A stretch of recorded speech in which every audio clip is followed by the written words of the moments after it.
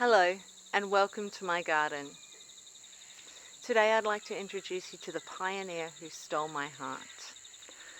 I'm well aware that I have a lot of favourites and that challenges the concept of a favourite. But yes, this is another one of my favourite trees. Alphitonia excelsa, or the red ash. Let me tell you all about it.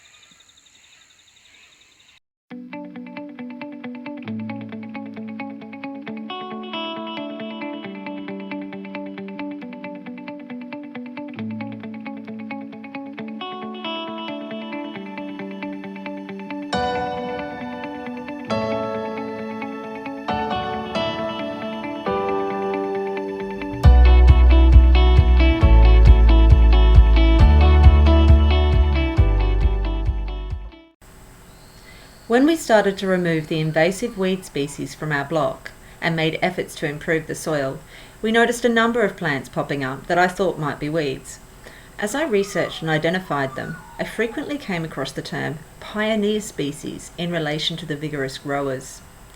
It turns out that these pioneer species move into disturbed areas and grow quickly, creating shelter and improving the soil for the more delicate species. These are the tough and resilient plants that arrive first when bushland is allowed to re-establish. I was happy enough with the acacias, but there was this other plant that appeared everywhere, always had scraggly leaves and survived everything. The saplings shot up quickly and shaded my citrus. What were these weedy, untidy specimens? And then I researched, and oh, what a wonderfully interesting gem of a tree. Now I delight in the more mature specimens. I tell all my visitors about them, and I plan to plant some next to all my outdoor taps. So what is this tree with which I am so enamoured? It has various common names such as soap tree, red ash, leather jacket, and Cooper's wood.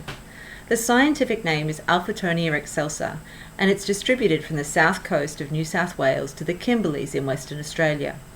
Its range is mostly along the coast, but it's also found in brigalow forests inland. So why the delight?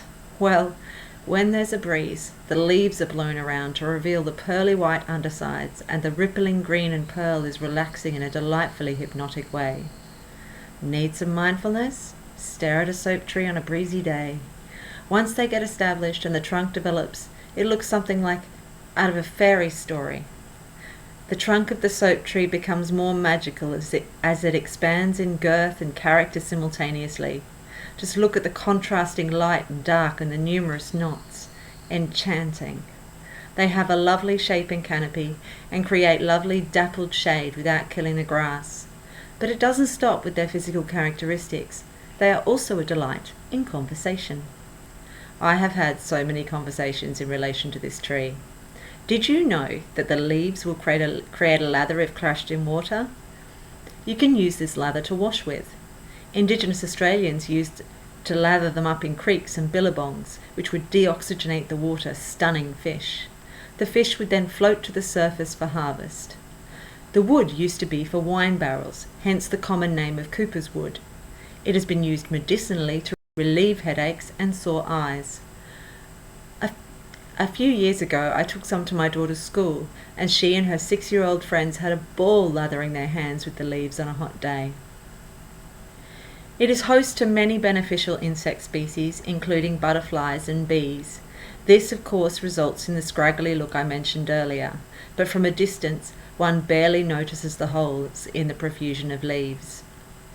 The fruits, the drupes that are left after the flowers, are enthusiastically consumed by beautiful birds like king parrots. Alphitonia excelsa is a wonderful tree and a lovely addition to any garden that has room for its 18-metre tall trunk and its semi-deciduous nature. It's beloved by bees, butterflies and birds. One of my favourites in so many ways. Thank you for watching. As always, please post a comment if you would like me to vlog or blog about any topic in particular. Also, post any questions you might have about this tree.